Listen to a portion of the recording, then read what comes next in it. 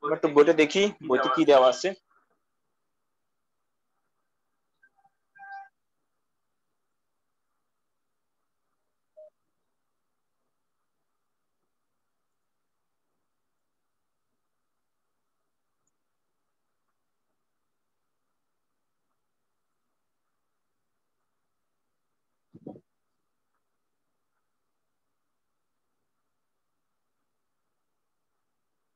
দেখো গতিশক্তিটা কি? গতিশক্তিটা হচ্ছে যে কোন যে কোনো বস্তু গতিশীল হলে সেটা বস্তু ধাক্কা দিয়ে সেটাকে গতিশীল করতে হয়। একটু দেখো, আমি বলে যাচ্ছি, ভালো করে দেখো একটু কি জিনিসটা। ধরো আমার কাছে কোন একটা বস্তু দেওয়া আছে, আগে বলছিলাম যে বস্তুটা যদি তুমি বল প্রয়োগ করো বা বল দাও তাহলে বস্তুটা অবস্থান পরিবর্তন হবে। তো অবস্থান পরিবর্তন হওয়ার পর এই যে অবস্থান পরিবর্তন হচ্ছে, এই অবস্থায় পরিবর্তনের কারণটা হচ্ছে কি? গতিশীল, তার মধ্যে একটা গতি সঞ্চয় হচ্ছে। গতি সঞ্চয় হওয়ার কারণেই তো সেই অবস্থানের পরিবর্তনটা হচ্ছে। তাহলে আমরা গতিশক্তিকে বলতে পারি, গতিশক্তিকে লেখা যায় সূত্র হিসাবে ই। ই মানে হচ্ছে এনার্জি বা শক্তি, কে দিলাম, কে মানে হচ্ছে কাইনেটিক এনার্জি। যেহেতু গতিশক্তিকে প্রকাশ করা হয় ই কে দ্বারা, ই হচ্ছে এনার্জি আর কে হচ্ছে কাইনেটিক, মানে ই কে সমান হাফ এম ভি স্কোয়ার। যে আমি যেটা সূত্র লিখলাম, এই সূত্রটা কিভাবে পেলাম আমরা তার একটা ব্যাখ্যা দিচ্ছি। ঠিক ঠিক আছে, একটু দেখো। তাহলে আমরা এখন দেখব যে হাফ সমান ই কে সমান হাফ এম ভি স্কোয়ার, এটা কিভাবে আসে একটু প্রমাণটা দেখি, তাই তো? আচ্ছা, ধরো আমার একটা বস্তু দেওয়া আছে, বস্তু ভর হচ্ছে এম, এমন তার উপরে এফ বল প্রয়োগ করা হচ্ছে। এফ বল প্রয়োগ করার ফলে বস্তুর দিকে তার সরণ হচ্ছে, সরণটা হচ্ছে এস। মানে বস্তুটাকে বল প্রয়োগ করার আগে এখানে ছিল, বস্তু বল প্রয়োগ করার ফলে এই জায়গায় আসলো, ঠিক আছে, এবং সে এস দূরত্ব অতিক্রম করলো। তাহলে এখানে আমরা বলতে পারি এক বলের জন্য সম্পাদন কাজ, আমরা কাজ সমান কি জানি? আমরা কাজ সমান জানি যে ডাব্লিউ সমান এফ এস, ঠিক আছে। মানে এই যে এই যে এম ভরের বস্তুটা যাকে বল প্রয়োগ করার ফলে এস দূরত্ব অতিক্রম করলো, তাহলে কাজের সংজ্ঞা থেকে আমরা জানি যে কোন বস্তুর উপর যদি বল প্রয়োগ করা হয় এবং সে যদি বস্তুর দিকে সরণ হয় তাহলে আমরা বলতে পারি W equal to F S. আচ্ছা ঠিক আছে, তাহলে আমরা একটু দেখি নিউটনের প্রথম সূত্র আমরা কি জানি। নিউটনের প্রথম সূত্র আমরা জানি, নিউটনের প্রথম সূত্র হচ্ছে যে নিউটনের দ্বিতীয় সূত্র, নিউটনের দ্বিতীয় সূত্র আমরা জানি যে এফ সমান এম এ। আচ্ছা, তারপর আমরা গতির সমীকরণ থেকে কি জানি? গতির সমীকরণ আমরা একটা পড়ছিলাম যে এস সমান ইউটি প্লাস হাফ এটি স্কোয়ার। তারপরে আমরা একটা গতির সমীকরণ পড়ছিলাম যে ভি সমান ইউ প্লাস এইটি। আচ্ছা, এই তিনটা সূত্র তো আমাদের কাছে জানা আছে, তাই তো? এখন এই তিনটা সূত্র আমরা এখানে একটু অ্যাপ্লাই করে দেখব কি হয়। তো আমরা জানি কাজ সমান ডাব্লিউ ইন্টু এফ এস। আচ্ছা, এখন দেখো এই এফ কে আমরা ভেঙে লিখতে পারি এম এ, মানে এই এফ কে ভেঙে আমরা লিখলাম এম এ আর এস টাকে এস এর জায়গায় রাখলাম, ঠিক আছে। আচ্ছা, তাহলে একটু এদিকে আসো। এম এ ঠিক রাখলাম। এখন দেখো এস কে ভেঙে আমরা লিখতে পারি না যে ইউটি প্লাস হাফ এইটি স্কোয়ার। তাহলে এই যে আমরা লিখতে পারি এস সমান ইউটি প্লাস হাফ এইটি স্কোয়ার। তো দেখো তো এই বস্তুটা যখন শুরু করছে তখন তার আদি বেগটা কি ছিল? শূন্য ছিল। তো আদি শূন্য থাকলে পুরোটা হবে শূন্য, তাহলে আর কি থাকবে? হাফ এইটি স্কোয়ার। তাহলে আমি এস এর জায়গায় লিখতে পারি হাফ এইটি স্কয়ার। ঠিক আছে, একটু বুঝছো? আমি আবার বলতেছি, কাজ সমান আমরা লিখতে পারি এফ এস, এফ কে আমরা লিখতে পারি এম এ, যেহেতু আমরা সূত্র জানি F equal to M A. S, S সমান আমরা জানি এস সমান U T plus half A T square. যেহেতু বস্তুটা এখানে আদি বেগ ছিল শূন্য, ইউজিগুলো যখন ছিল শূন্য, সেজন্য আমরা ইউ মান বসালে এটা জিরো পাচ্ছি, আর বাকি থাকে হাফ এইটি স্কয়ার। তাহলে এস কে ভেঙে আমরা লিখতে পারি হাফ এইটি স্কয়ার। আচ্ছা, এখন দেখা যাক এখানে কি লেখা যায়। হাফ, তারপরে এ এম থাকবে, এম আর এ গুণ করলে হবে এ স্কয়ার আর টি স্কয়ার। দেখো তো এটা বুঝছো কিনা? দেখো আমি হাফ হাফ কে রাখলাম, এম এম কে রাখলাম, এ একটা এ আর একটা এ, এই দুটো গুণ করলে হবে এ স্কয়ার আর কি হবে টি স্কয়ার। আচ্ছা, নিচে দেখা যাচ্ছে। আচ্ছা, তাহলে এখন এই হাফ এম রাখলাম, এই টি স্কয়ার আমি একসাথে লিখতে পারি এ টি হোল স্কয়ার। ঠিক আছে, লেখা যায়? আচ্ছা, যদি লেখা যায় তাহলে একটু দেখো, এখান থেকে আমরা জানি যে এই দেখো ভি সমান ইউ প্লাস 18, তাই তো? এখন আদিবেগ শূন্য জানি, তাহলে ইউ জিরো, তাহলে 80, তাহলে ভি সমান আমরা বসাতে পারি 80। তো দেখো তো এখানে 80 আছে না, তাহলে আমি 80 জায়গায় কি লিখতে পারি, 80 জায়গায় আমরা লিখতে পারি ভি আর কি আছে স্কয়ার। তাহলে দেখো ফাইনালি আমরা পেয়ে গেলাম হাফ এম ভি স্কয়ার। তাহলে কাজ থেকে যে গতিশক্তিটা আসছে তার একটা প্রমাণ হচ্ছে, দেখো এইটা, মানে কোন একটা বস্তু যদি কাজ করা হয় তাহলে তার মধ্যে একটা গতির সঞ্চয় হয়, যাকে আমরা বলি গতি শক্তি। আচ্ছা, আমি একটু প্রথম থেকে আমরা বলতেছি যে কোন একটা বস্তুর উপর এফ বল প্রয়োগ করা হলো, এফ বল প্রয়োগ করার ফলে সে এস দূরত্ব অতিক্রম করলো, এস দূরত্ব অতিক্রম করার ফলে সেই বস্তুটা এই জায়গায় আসে পৌঁছালো। এখন আমাদের কাজ হচ্ছে যে কোন বস্তুর উপর যদি বল প্রয়োগ করা হয় তার মধ্যে যে গতি সঞ্চয় সৃষ্টি হয় বা গতি সঞ্চয়টা সৃষ্টি হয় সেটা দেখা। তো আমরা গতি শক্তি সমান জানছি ই কে সমান হাফ এম ভি স্কয়ার, সেটা কিভাবে আসলে একটা প্রমাণটা দেখলাম কিভাবে। তাহলে এই অনুসারে বলা যায় এফ বলের জন্য সম্পাদন কাজ, এই যে আমি এফ বল প্রয়োগ করলাম তার কাজ কি, ডাব্লিউ সমান এফ এস। আচ্ছা, এবার আমরা অধ্যায় 2 থেকে জানি নিউটনের প্রথম সূত্র বা 3 থেকে F equal to M A, আর গতি সমীকরণ জানি এস সমান U T plus half A T square, আর গতি সমীকরণ আমরা আরেকটা জানি বি সমান ইউ প্লাস 80। ঠিক আছে। আচ্ছা, তাহলে আমরা দেখো কার সময় কি জানি, কার সমান W into F S. F কে ভেঙে লিখলাম এম এ, এস এস এর জায়গায় রাখলাম এম এ, এম এর জায়গায় রাখলাম, এস কে ভেঙে লেখা যায় এস সমান ইউটি প্লাস হাফ 80 স্কয়ার। ঠিক আছে, যেহেতু আদিবেগ শূন্য তাহলে ইউটি শূন্য হচ্ছে প্লাস হাফ 80 স্কয়ার, তাহলে এস সমান আমরা লিখতে পারি শুধুমাত্র হাফ 80 স্কয়ার। তাহলে এই জায়গায় এস টাকে সরায়ে আমরা লিখছি হাফ 80 স্কয়ার। আচ্ছা, এবার দেখো এখানে কি করলাম, হাফটাকে আগে আনলাম, এই দেখো এখানে একটা এ আর একটা এ, দুটো এ গুণ করলে আসতেছে এ স্কয়ার, আর টি স্কয়ারটা ঠিক জায়গায় রাখলাম, তাহলে এ টি স্কয়ার কে একসাথে লেখা যায় এ টি হোল স্কয়ার। এখন আমরা জানি ভি সমান ইউ প্লাস 80, আদিবেগ শূন্য, তাহলে ইউ মান শূন্য হচ্ছে, তাহলে আমরা বলতে পারি ভি সমান 80। তাহলে 80 জায়গায় কি লেখা যায় ভি, তাহলে ভি স্কয়ার, তাহলে আলটিমেটলি লেখা যাচ্ছে যে হাফ 80 স্কয়ার। তাহলে আমরা এটাকে বলতে পারি গতিশক্তি ই কে হাফ এম, ই কে হাফ এম ভি স্কয়ার, অথবা তোমরা গতিশক্তিকে ক্যাপিটাল টি দ্বারাও প্রকাশ করতে পারো। আচ্ছা, তাহলে আমরা দেখলাম কোন একটা বস্তুর উপর যদি বল প্রয়োগ করা হয় সেটা কাজ থেকে কিভাবে গতিশক্তিতে রূপান্তর হয়। আচ্ছা, এবার আমরা একটু দেখি আমাদের নেক্সট টপিকটা কি ছিল। আমাদের নেক্সট টপিক ছিল বিভব শক্তি। ঠিক আছে, যাকে আমরা ইংলিশে বলি পটেনশিয়াল এনার্জি। তাহলে আমি একটু এখানে নোট দিয়ে লিখে রাখি যে আমরা কি পেলাম। আমরা পেলাম ই কে সমান হাফ এম ভি স্কয়ার। এখন আমরা দেখব পটেনশিয়াল এনার্জি বা বিভব শক্তি।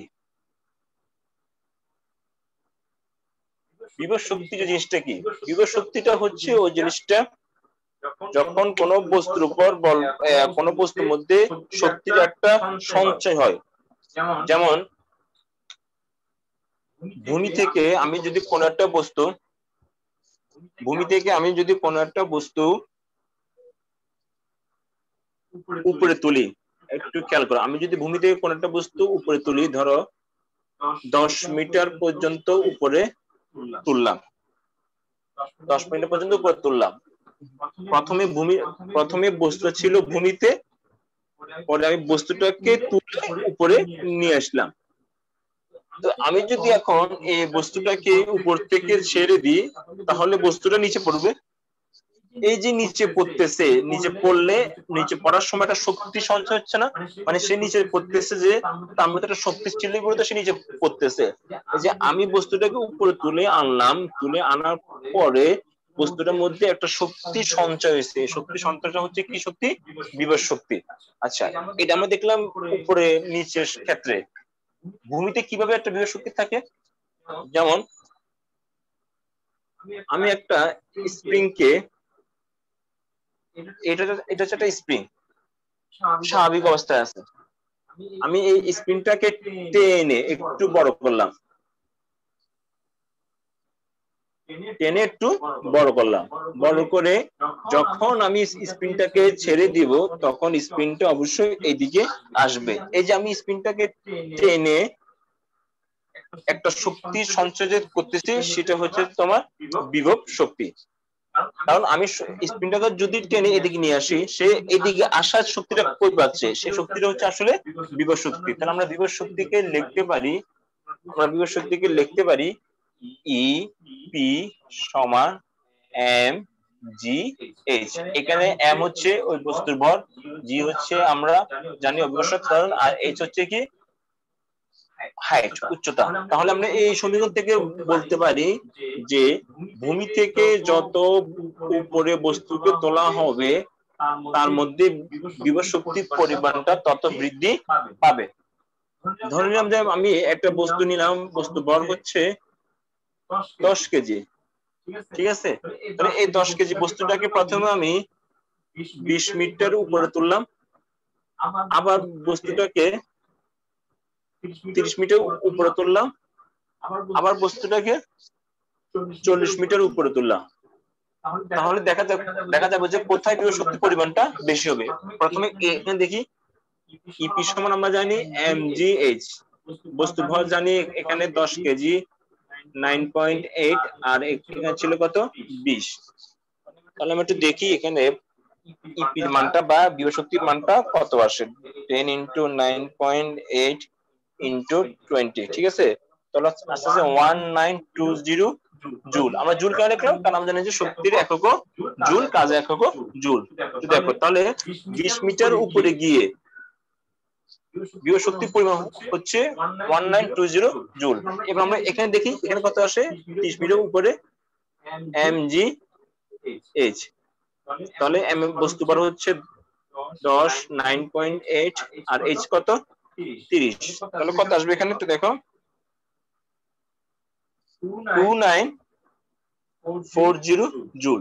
আমি 30 মিটার উপরে থেকে 30 মিটার উপরে বিভব শক্তি পরিমাণ 2940। দেখো তো 20 মিটার থেকে যা ছিল 30 মিটার তার চেয়ে বেশি, তো 40 মিটার অবশ্যই বেশি হবে।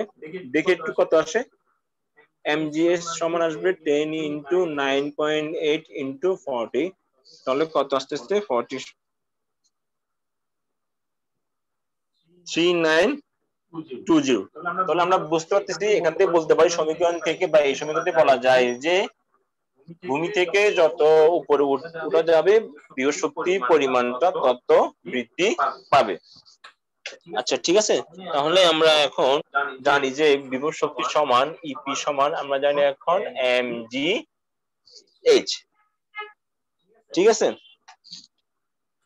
তাহলে আমরা আজকে বিভব শক্তিটা দেখলাম, গতি শক্তিটা দেখলাম। তাহলে ফাইনালি বলতে পারি গতি শক্তি সমান হচ্ছে হাফ mv স্কয়ার, আর বিভব শক্তি হচ্ছে যে mgh। আমরা একটু বইয়ের দিকে তাকাই, বইতে কি আছে একটু উদাহরণটা করি।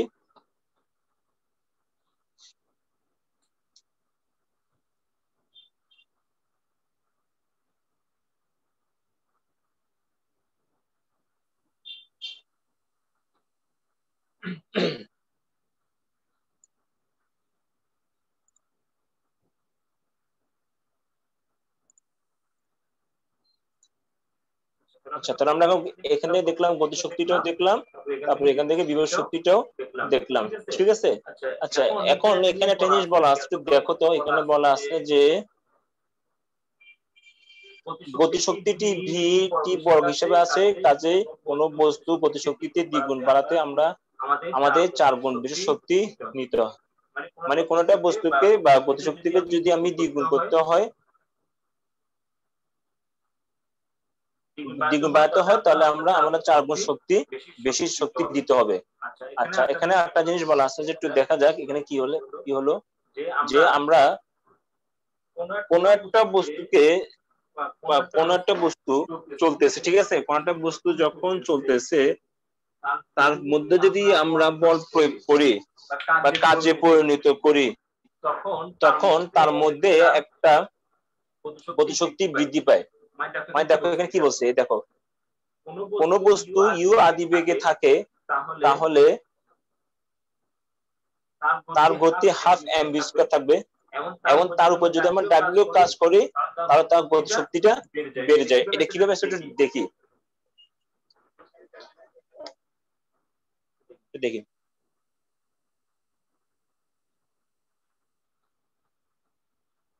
ধরো কোন একটা বস্তু আদিবেগ ইউ নিয়ে যাচ্ছে, ঠিক আছে, তাহলে ইউনিট যদি থাকে, যদি ইউনিট যায়, তাহলে এই পয়েন্টে তার গতিশক্তিটা হবে হাফ এম ইউ স্কয়ার। আচ্ছা, এবং আমি যদি বাড়তি তার উপর একটা কাজ করি, মানে ডাব্লিউ প্রয়োগ করি, তাহলে তারটা গতিশক্তিতে রূপান্তর হবে। কিভাবে একটু দেখি তো কিভাবে হয়। আমরা জানি যে গতি সমীকরণ থেকে আমরা কি জানি, গতি সমীকরণ থেকে আমরা জানি বি স্কয়ার সমান স্কয়ার প্লাস 2a(s), এটা আমাদের কাছে জানা আছে, ঠিক আছে। এখন যদি আমি দুই পাশে যদি আমি হাফ এম ভি স্কয়ার দ্বারা গুণ করি, তাহলে কি আসবে, হাফ এম স্কয়ার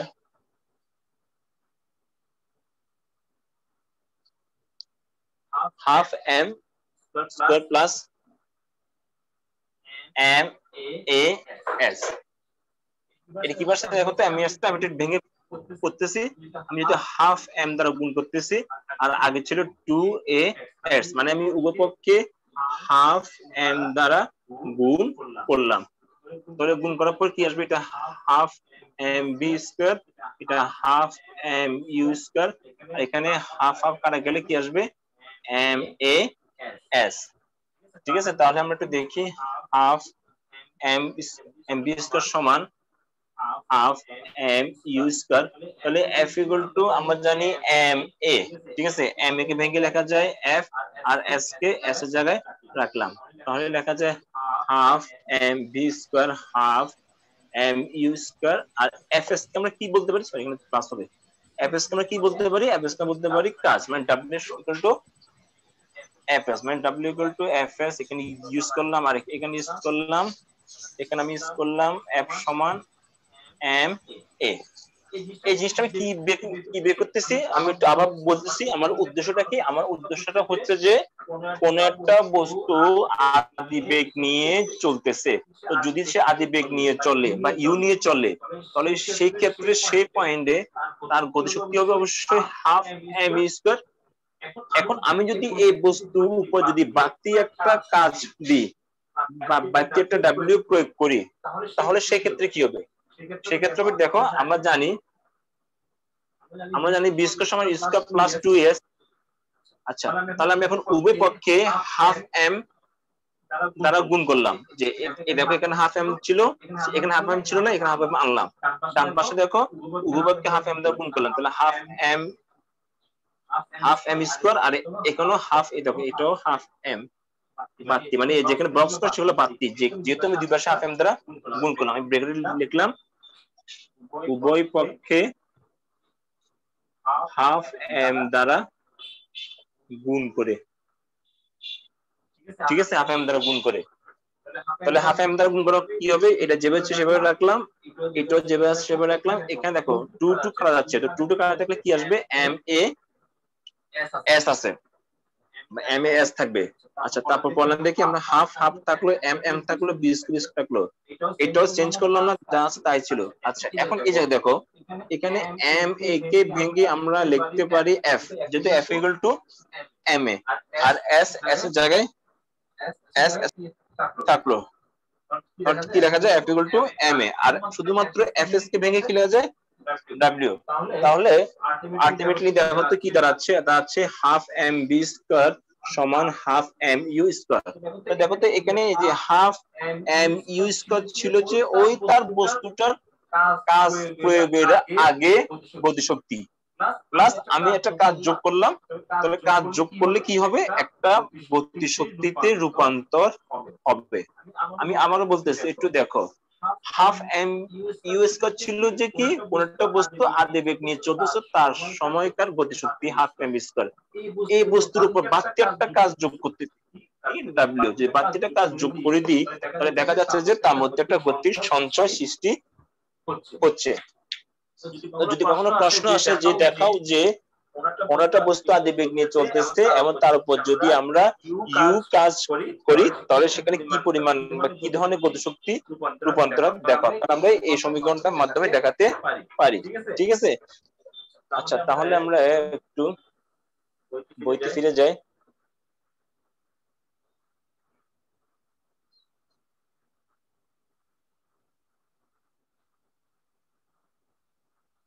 আচ্ছা এখানে একটা উদাহরণ দেওয়া আছে, একটু ভালো করে দেখো কি দেওয়া আছে। 10 কেজি ভরের একটি স্থির বস্তুর উপর 10 সেকেন্ড যাবত 10 সেকেন্ড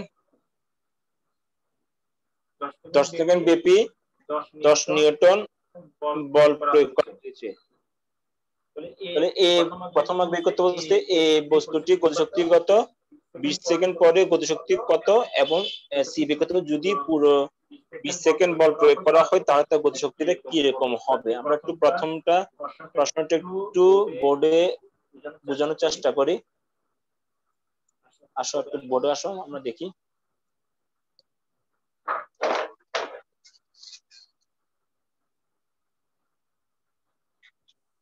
তোমাদের কাছে বই থাকলে বইটা খুলে দেখতে কি কি বলছে প্রশ্নটা, আমি একটু আবার দেখি। প্রশ্নটা বলছে যে 10 কেজি ভরের একটি বস্তু স্থির বস্তুর উপর 10 সেকেন্ড ব্যাপী, মানে একটি বস্তু দেওয়া আছে যার ভর হচ্ছে 10 কেজি, ঠিক আছে, 10 কেজি স্থির বস্তু, তাহলে ইজ ইকুয়াল টু কত হবে, 0 হবে। তারপরে 10 সেকেন্ড যাবত, ধরো এই পুরোটা হচ্ছে 10 সেকেন্ড, 10 সেকেন্ড যাবত কত নিউটন বল প্রয়োগ করা হচ্ছে, 10 নিউটন বল প্রয়োগ করা হচ্ছে। তাহলে আমাদেরকে প্রথমে বের করতে হবে এ কি বের করতে বলতে, এ বলছে যে বস্তুটি গতিশক্তি নির্ণয় করো, গতিশক্তি কত, ঠিক আছে আমি সংখ্যা লিখতেছি, গতিশক্তি কত। আচ্ছা তাহলে প্রশ্নটা আবার দেখি, একটা বস্তু দেওয়া আছে, বস্তু ভর হচ্ছে যে 10 কেজি, তার উপরে 10 সেকেন্ড পর্যন্ত মানে 10 সেকেন্ড কন্টিনিউয়াস বল প্রয়োগ করা হচ্ছে, কত নিউটন বল, 10 নিউটন বল। আমাকে বের করতে বলছে গতিশক্তি পরিমাণ কত। তাহলে আমরা জানি যে ইকে সমান, একটু জুম তোমাদের কি দেখা যাচ্ছে, হ্যাঁ হ্যাঁ আমরা জানি ইকে সমান হাফ এম ভি স্কয়ার। আমাকে ইকে মান মানে গতিশক্তি মান যদি বের করতে হয় তাহলে হাফ এর মান তো জানি, এম মান লাগবে, বি এর মান লাগবে। তাহলে আমরা প্রশ্ন থেকে বা উদ্দীপক থেকে এম মানটা জানি কিন্তু বি স্কয়ার মানটা জানি না। তাহলে বি স্কয়ার সমান আমরা কি জানি, বি স্কয়ার সমান আমরা জানি ই স্কয়ার প্লাস 2 এ এস, ঠিক আছে। তাহলে আমরা এখানে ইউর মান, এখানে ইউ মান কত জানি, ইউ মান 0 জানি, 2 জানি, এ জানি না, এস জানি। তাহলে আমরা আবার এ মান জানি না, তাহলে আগে থেকে আমাকে এ মান বের করতে হবে। আমরা জানি যে এফ সমান এম এ, তাহলে এ সমান আসবে যে এফ বাই এম। তো দেখো এই অঙ্কটা করার প্রসেসটা কি, প্রথম আমাদের ভাবতে হবে কি বের করতে হবে, আমাদের বের করতে হবে যে হাফ এম বি স্কয়ার। তো দেখা যাচ্ছে যে হাফ এম বি স্কোয়ার বের করতে গিয়ে এম এর মান জানা নাই, তো এম এর মান সরি বি স্কোয়ার মান জানা নাই, এম এর মান জানা আছে। তো বি স্কোয়ার সমান কি জানি, বি স্কোয়ার সমান ইউ স্কোয়ার প্লাস 2as। এখানে এসে দেখলাম যে আমরা সবকিছু মান জানি আবার এ মান জানি না, তাহলে আমাকে এই মান বের করতে হবে। তো এই সময় আমরা জানি যে এফ সমান জানি যে এফ সমান এম এ, তাহলে এই সময় কি হবে এফ বাই এম। এর একটু মানটা বসায়, এফ মান হচ্ছে 10 নিউটন, এম এর মান হচ্ছে কত দেখো, দেখা যাচ্ছে নাকি, সরি দেখা যাচ্ছে না মনে হয়, আমরা একটু মানটা বসাই, এফ মান হচ্ছে 10 নিউটন, এম মান হচ্ছে যে 10 কেজি, তাহলে এটা আসবে যে 1 এমএস ইনভার্স 2, তাহলে এ মান হচ্ছে 1 এমএস ইনভার্স 2, তাহলে মানটা বসা 2 ইনটু 1 ইনটু এস কত হবে 20, আর আমাদের বের করতে হবে বি এর মান, তাহলে বি সমান রুট ওভার 20, রুট ওভার 20 মানে কত, রুট ওভার 20 হচ্ছে যে 4.4,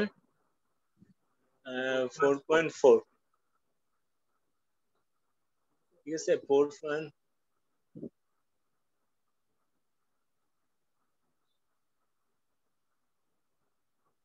হ্যাঁ আমাদের আসতেছে যে তোমার 4। আচ্ছা ঠিক আছে, তাহলে এখানে এখানে আমরা এই সূত্রটা, এখানে একটা জিনিস দেখা যাচ্ছে যে এস এর মান আসলে এখানে 10 না, এস এর মান তো আমাদের কাছে দেওয়া নাই, আমাদের দেখা যাচ্ছে সেকেন্ড এর মান, তাহলে আমরা ডিরেক্ট এখানে এই সূত্র ইউজ করতে পারবো না, কেন, কারণ এখানে এ এর মান এস এর মান দুইটাই আননোন, তাহলে আমরা একটু আরেকটা সূত্র ইউজ করতে হবে যেখানে একটা মাত্র মান দেওয়া নাই, তাহলে সেক্ষেত্রে কি লেখা যায়, সেক্ষেত্রে লেখা যায় ভি সমান ইউ প্লাস 80। কেন আমরা ভি সমান ইউজ করতে পারবো না, কারণ ওখানে এস এর মান দেওয়া নাই, আবার এই মানও দেওয়া নাই, তাহলে এখন দেখো আদিবেগ 0, এ মান পেলাম আমরা 1, আর টি এ মান পেলাম 10 সেকেন্ড 10, কত হবে 10, তাহলে বি এর মান হচ্ছে 10, তাহলে আমরা মানটা বসা হাফ, এম এর মান হচ্ছে 10, ভি 10 স্কয়ার, ঠিক আছে, তাহলে আমরা দেখি কত আসে, 0.5 ইন্টু 10 ইন্টু 10 স্কয়ার, 500, কত হবে 500 জুল, তাহলে আমরা এ মান পেলাম কত 500 জুল। ঠিক আছে, আমরা সূত্রটা প্রথমে ইউজ করছিলাম কিন্তু বি স্কয়ার সমান ইউ স্কয়ার প্লাস 2as, সেক্ষেত্রে এই সূত্র ইউজ করা যাচ্ছে না, কেন, এখানে এ মানও আননোন ছিল এবং এস মানও আননোন ছিল, সেক্ষেত্রে আমরা সূত্রটা চেঞ্জ করে এটা দিয়ে ইউজ করলাম, কারণ এখানে আমাদের ইউ মান তো জানা 0, টি মান জানা, এ মানও জানা, সেক্ষেত্রে এই সূত্র ইউজ করলাম বি সমান ইউ প্লাস এটি। তাহলে প্রসেসটা আমরা আবার বলি, আমাদেরকে বের করতে হবে গতিশক্তির মান, তাহলে ই কে সমান হাফ এম বি স্কয়ার, সেক্ষেত্রে দেখা গেল যে আমাদের ভি স্কয়ারের মান নাই বা ভি এর মান নাই, তো ভি সমান আমরা জানি ইউ প্লাস 80, তো ইউ মান ইউ প্লাস 80 ক্ষেত্রে ইউ প্লাস 80, সেক্ষেত্রে আবার এ মান জানা নাই, এ মান আমরা আগে থেকে বের করতে হবে এফ সমান এম এ, তাহলে প্রথম অঙ্কের প্রসেসটা প্রথমে আমরা এটা বের করব, তারপরে এটা বের করব, তারপরে গিয়ে এটা বের করব, ঠিক আছে, তাহলে আমরা বলতে পারি যে 10 সেকেন্ড পরে গিয়ে এই পয়েন্টে এসে গতিশক্তি মান হবে 500 জুল, ঠিক আছে। তাহলে আমরা বাকি যে দুইটা অঙ্ক আছে এ বি এবং সি, তোমরা একটু বাসায় প্র্যাকটিস করবে, ঠিক আছে। প্রশ্নটা একটু দেখি, বিএসসি প্রশ্নটা কি ছিল, বিএসসি প্রশ্নটা ছিল যে একটু বিএসসি প্রশ্নটা হচ্ছে যে 20 সেকেন্ড পরে গতিশক্তি কত, এবং সি হচ্ছে যদি পুরো 20 সেকেন্ড বল প্রয়োগ করা হয় তাহলে তার গতিশক্তিটা কত, ঠিক আছে। তোমরা বি এবং সি এর ভাষা প্র্যাকটিস করবে, যদি না বুঝো নেক্সট ক্লাস ইনশাআল্লাহ আমি করাই দেব। বি সি থাকবে তোমাদের বাড়ির কাজ, তারপর আমরা বিভব শক্তি নিয়ে আরো একটু আলোচনা করব। তাহলে আজকে মতো এখানে আমি শেষ করতে পারি। তাহলে আমাদের আজকে কি কি শিখলাম, আজকে আমরা শিখলাম যে বিভব শক্তিটা কি, গতি শক্তিটা কি, তারপরে আমরা প্রমাণ করলাম যে হাফ এম বি স্কয়ার মানে ই কে সমান হাফ এম বি স্কয়ারটা কিভাবে আসে, তারপরে আবার এই জিনিসটা দেখলাম এই যে কোনো একটা বস্তুর উপর যদি বল প্রয়োগ করা হয় বা কাজ প্রয়োগ করা হয় তাহলে কিভাবে আমরা হাফ এম বি স্কয়ার পাই। তোমরা একটু বাসায় ভিডিওটা দেখে প্র্যাকটিস করার চেষ্টা করবে। আমি বারবার একটু বলতেছি কেন, গত বছরে এসএসসি প্রশ্নটা ছিল কিন্তু সম্পূর্ণ বই বেসিস, অর্থাৎ বইতে কোনো প্রমাণ বাদ দিবে না, ঠিক আছে। তাহলে আজকের মতো আমি ক্লাসটাকে শেষ করি, সবাই ভালো থাকো। সুস্থ থাকো এবং পাশে থাকার চেষ্টা করো। আল্লাহ হাফেজ, আসসালামু আলাইকুম।